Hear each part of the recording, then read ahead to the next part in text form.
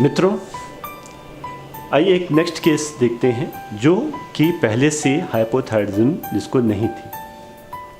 तो एक 32 year female जो यूथायरॉयड थी, जिसकी प्रेगनेंसी अनइवेंटफुल रही, एक नॉर्मल डिलीवरी कंडक्ट हुई और डिलीवरी के 4 वीक्स बाद किसी कारणों से जब उसके थायराइड फंक्शंस देखे गए तो वो हमें उसी तरह से T3 T4 लेवल्स एलिवेटेड और TSH लेवल्स सप्रेस्ड मिले। हम ये पढ़ चुके हैं, हम ये जान चुके हैं कि डिलीवरी के बाद कुछ ट्रांजिएंट वेरिएशंस होते हैं, इसलिए इस लेडी में भी कोई चेंजेस नहीं किए गए और उसको 8 वीक्स बाद दोबारा बुलाया गया। जब 8 वीक्स के बाद इसके दोबारा थायराइड फंक्शंस देखे गए तो उसमें रिमार्केबल चेंज मिले।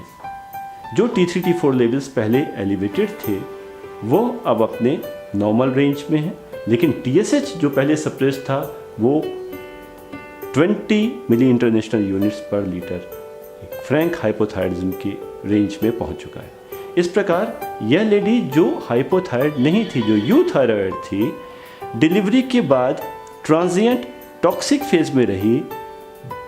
8 वीक्स तक वेट करने के बाद वो हाइपोथायराइडिज्म में लैंड अप हुई। आखिर ये क्या है? वास्तव में डिलीवरी के बाद 1 साल तक हाइपरथायराइडिज्म, हाइपोथायराइडिज्म या हाइपरथायराइडिज्म कन्वर्टिंग इनटू हाइपोथायराइडिज्म, इन 3 प्रकार की ये जो सिचुएशंस आ सकती हैं, इन सबको सम्मिलित रूप से पोस्टपार्टम थायराइडाइटिस कहते हैं, जो काफ़ी उन फीमेल्स में होती हैं जिनको पहले से कोई थायराइड डिसऑर्डर की प्रीवियस हिस्ट्री नहीं थी। वास्तव में ये पोस्टपार्टम थायराइडाइटिस यह कॉमनेस्ट एंडोक्रिनोलॉजिकल डिसऑर्डर है जो कि हमें प्रेगनेंसी के बाद सडनली आउटबर्स्ट के रूप में मिलता है।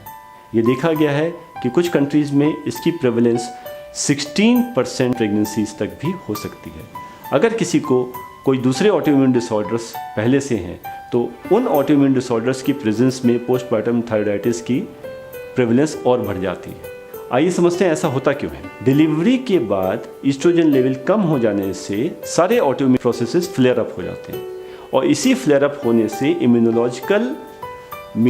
Mediated damage thyroid follicular epithelium का होने लग जाता है।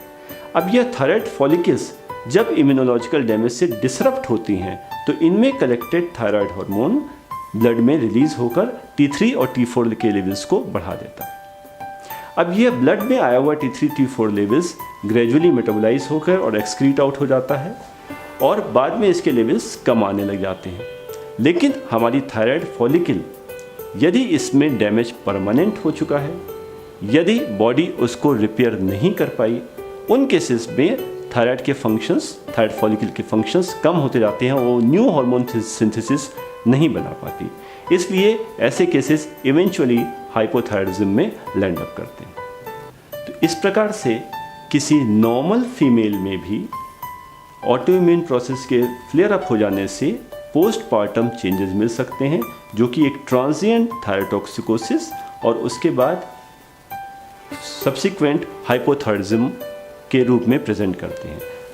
काफ़ी केसेस में ये हाइपोथायराइडिज्म की फेज़ लंबी चलती रहती है, वो परमानेंट हाइपोथायराइडिज्म में लैंड अप करते हैं।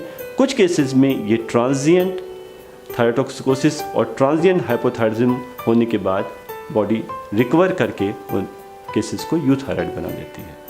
तो ध्यान रहे, नॉर्मल फीमेल्स भी डिलीवरी के बाद पोस्टपार्टम पीरियड में इस पोस्टपार्टम थायराइडाइटिस के कारण से थायरोटॉक्सिकोसिस, हाइपोथायराइडिज्म और परमानेंट हाइपोथायराइडिज्म इनमें जा सकती हैं और यही इम्पोर्टेंस है इस पोस्टपार्टम थायराइडाइटिस की।